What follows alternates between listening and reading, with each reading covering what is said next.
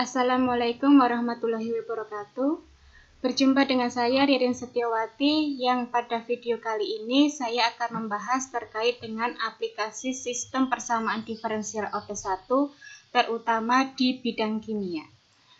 Adapun permasalahan atau aplikasi dari sistem persamaan diferensial order 1 di bidang kimia, salah satunya adalah masalah pencampuran. Ya, di sini diberikan kasus ada dua tangki X dan Y yang saling berhubungan seperti pada gambar berikut. Silakan diperhatikan gambarnya. Di sini ada dua tangki di mana tangki ini nanti akan berisi air garam.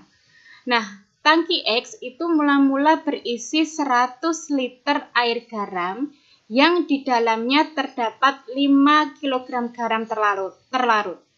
Dan tangki Y awalnya di sini berisi 100 liter air garam yang di dalamnya terdapat 2 kg garam terlarut. Mulai saat T sama dengan 0, jadi dimulai saat T sama dengan 0 ya. Pertama, air murni itu mengalir ke tangki X dengan kecepatan 6 liter per menit. Jadi coba diperhatikan di gambar di sini ya. Air murni atau H2O di sini mengalir ke tangki X dengan kecepatan 6 liter per menit. Yang kedua, ya, air garam mengalir dari tangki X ke tangki Y dengan kecepatan 8 liter per menit. Jadi diperhatikan di gambar di sini ya. Perhatikan kursor yang saya tunjuk. Jadi air garam ini nanti akan mengalir dari tangki X ke tangki Y itu dengan kecepatan 8 liter per menit. Pernyataan yang ketiga, air garam dipompa dari tangki Y kembali ke tangki X dengan kecepatan 2 liter per menit. Jadi yang ketiga di sini ya, air garam yang sudah masuk ke tangki Y itu selanjutnya dipompa kembali menuju ke tangki X dengan kecepatan 2 liter per menit. Selanjutnya, pernyataan yang keempat, air garam mengalir keluar dari tangki Y dan menjauh dari sistem dengan kecepatan 6 liter per menit. Coba diperhatikan di gambar di sini ya, air garam itu dipompa keluar ke sistem ya dan menjauh dari sistem dengan kecepatan 6 liter per menit. Selanjutnya, campuran di setiap tangki itu dijaga seragam dengan cara diaduk. Nah, permasalahannya di sini tentukan berapa banyak garam di setiap tangki setiap saat pada saat T-nya itu lebih besar dari 0. Berarti kalau banyaknya garam di setiap tangki pada saat T lebih besar 0, berarti artinya apa ya? Tentukan banyaknya garam di setiap tangki pada saat T sama dengan 1, T sama dengan 2, T sama dengan 3, atau dan seterusnya. Atau bisa juga di sini diambil T-nya sama dengan 25, T-nya itu sama dengan 50, tapi yang harus diperhatikan satuan waktunya di sini adalah dalam satuan menit. Nah, untuk formulasi dari permasalahan ini nanti kita misalkan ya, X-nya itu adalah banyaknya garam dalam tangki X pada waktu T. Sedangkan Y kecil itu untuk menyatakan banyaknya garam dalam tangki Y pada waktu T, di mana masing-masing itu diukur dalam satuan kilogram. Nah, dari permasalahan tadi kita peroleh ya, masing-masing tangki ini kan awalnya berisi 100 liter fluida atau cairan. Dan cairan tersebut mengalir masuk dan keluar dari setiap tangki dengan kecepatan yang sama, yaitu 8 liter per menit. Jadi setiap cairan tadi masuk dan keluar setiap tangki itu dengan kecepatan yang sama, yaitu 8 liter per menit. Sehingga setiap tangki selalu berisi 100 liter cairan atau fluida. Nah, jika konsentrasi garam ya pada waktu T di tangki X itu adalah X per 100 ya. Jadi konsentrasi itu adalah volume banyaknya massa ya.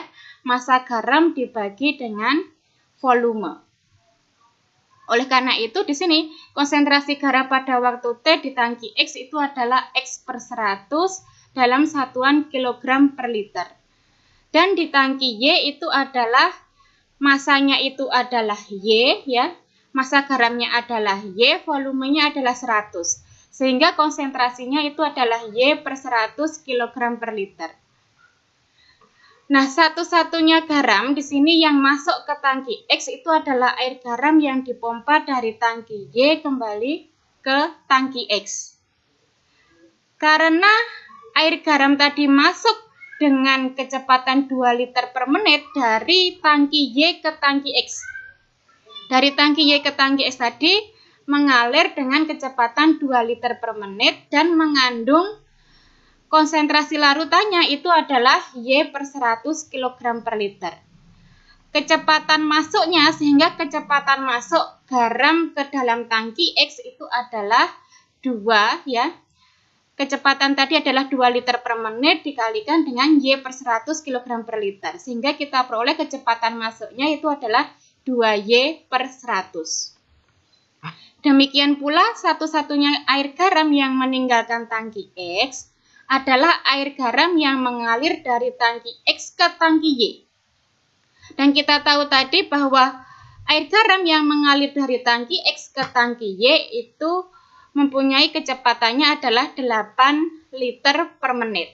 Nah, 8 liter per menit tadi dengan konsentrasinya itu adalah X per 100 kg per liter. Sehingga kecepatan di mana air garam itu meninggalkan tangki X itu adalah 8X per 100. Sehingga dari formulasi ini nanti akan kita peroleh sistem persamaan diferensial ya, di mana X aksen itu untuk menyatakan dx per dt. Dx per dt itu adalah perubahan ya, perubahan banyaknya garam pada waktu T. Jadi X-nya tadi adalah banyaknya garam dalam satuan kilogram. Nah, perubahan banyaknya garam terhadap waktu itu dinotasikan dengan dx per dt. Di mana dx per dt itu nanti akan sama dengan yang masuk tadi ya, yang masuk tadi ke tangki X itu adalah 2Y per 100 kecepatan masuknya.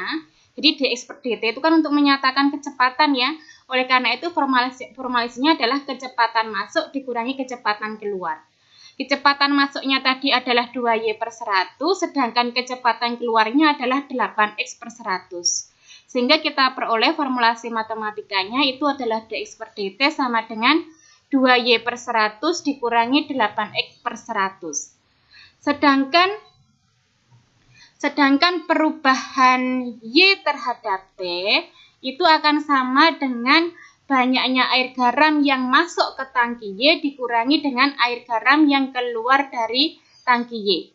Sedangkan kecepatan masuk ke tangki Y tadi adalah 8X per 100, yaitu dari tangki X ke tangki Y.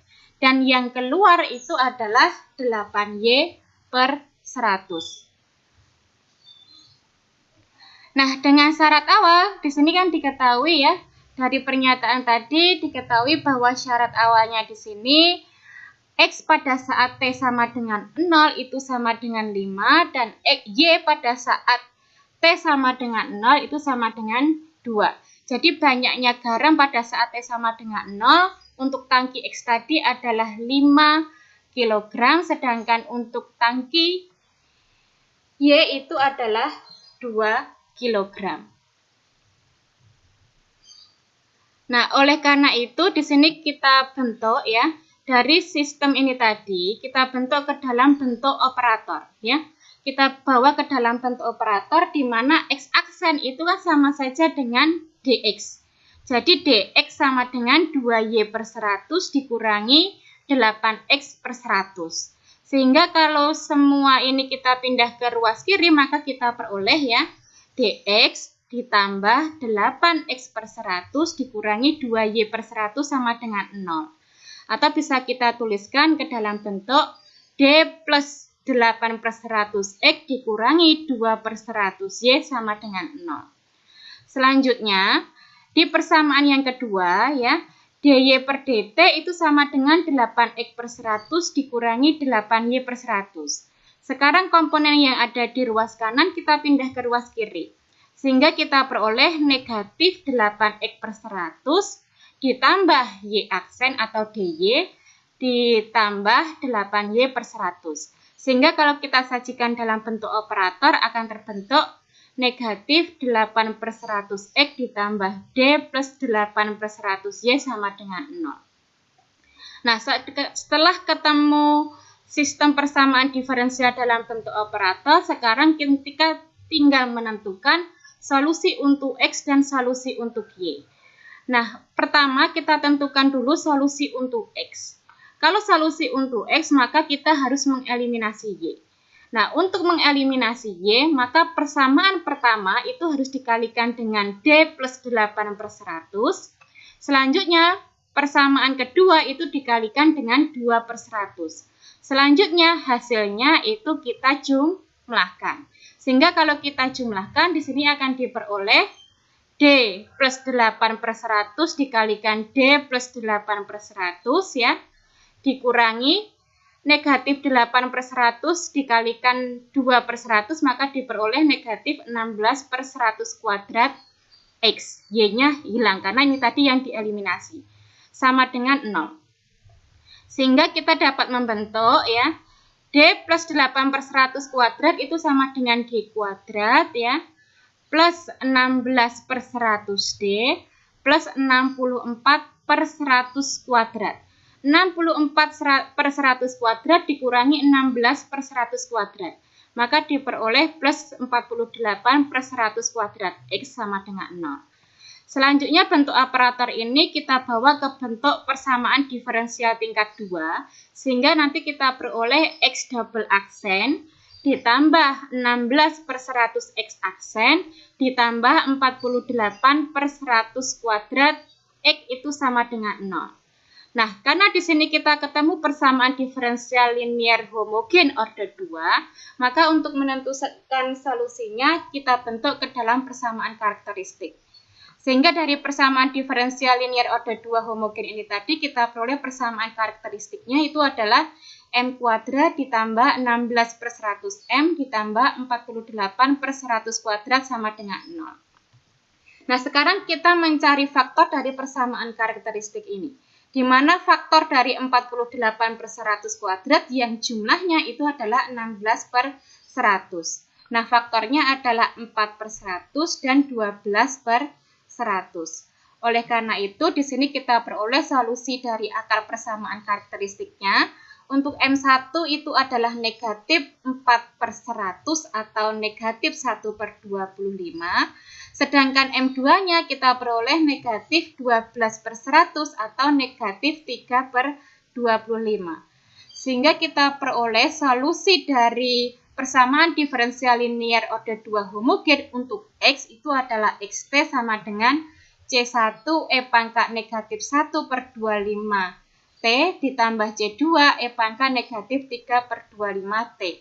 Karena kita ketahui bersama bahwa akar persamaan karakteristiknya itu adalah real dan berbeda. Nah, selanjutnya kita menentukan solusi YT. Nah, solusi YT ini kita peroleh dari metode alternatif dari yang sudah kita ketahui, yaitu dari XT. Sehingga berawal dari persamaan pertama dari sistem persamaan diferensial, yaitu D plus 8/100X dikurangi 2/100Y sama dengan 0.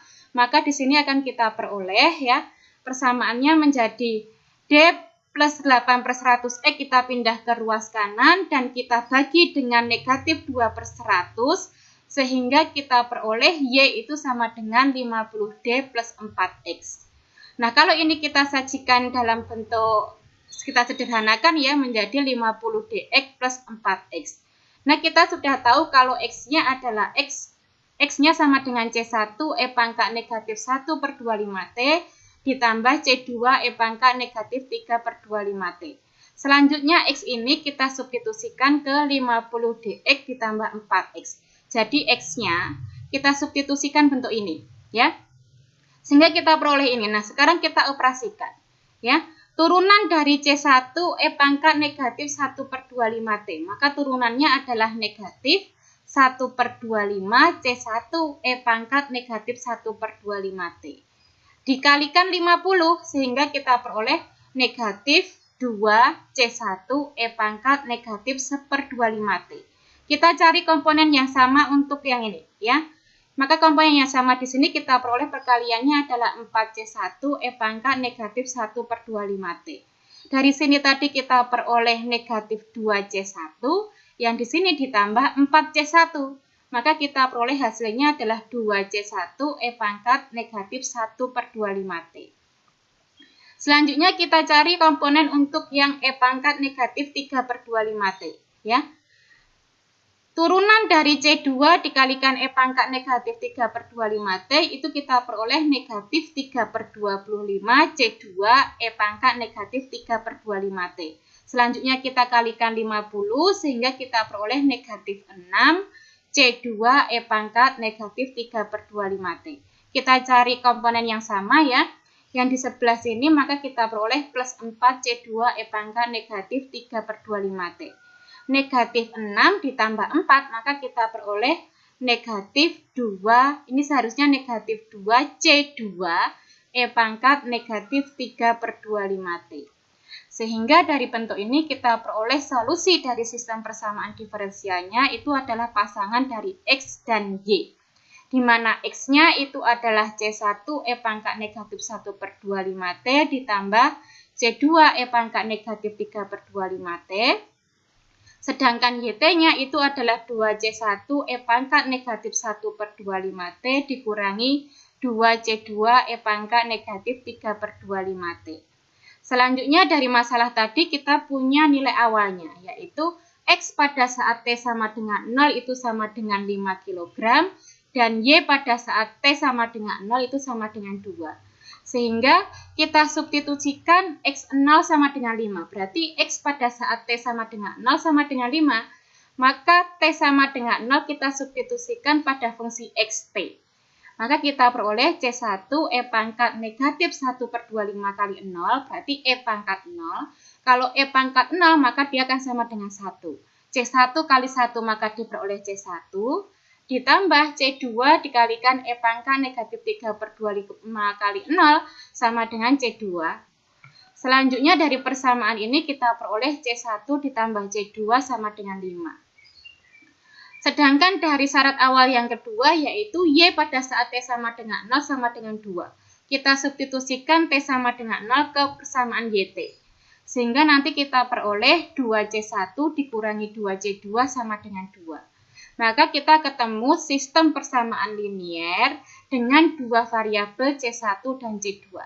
Nah, sekarang kita tentukan C1, C2 dengan cara eliminasi. Bisa eliminasi, bisa substitusi.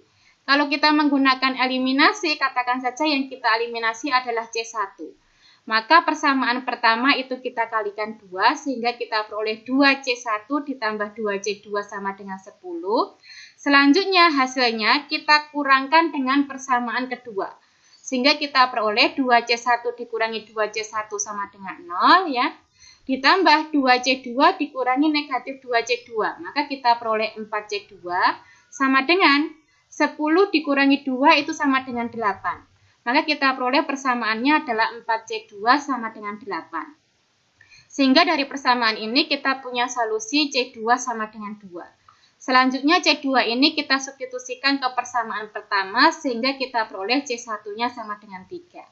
Dengan demikian kita peroleh solusi dari masalah nilai awal di mana berbentuk sistem persamaan diferensial yaitu XT itu sama dengan 3 E pangkat negatif 1/25T ditambah 2 E pangkat negatif 3/25T. Sedangkan YT-nya itu adalah 6 E pangkat negatif 1/25T dikurangi 4 E pangkat negatif 3/25T. Dengan demikian, tadi masalahnya adalah menentukan banyaknya garam pada saat T lebih besar dari 0. Kalau T sama dengan 0 kan jelas X-nya adalah 5, Y-nya adalah 2. Nah, pada saat T lebih besar dari 0, T lebih besar dari 0 itu berapa? Ya, T sama dengan 1, T sama dengan 2, dan seterusnya. Nah, di sini diambil contoh T-nya itu sama dengan 25 menit. Jadi, banyaknya garam yang terjadi pada saat T yang ke-25 menit.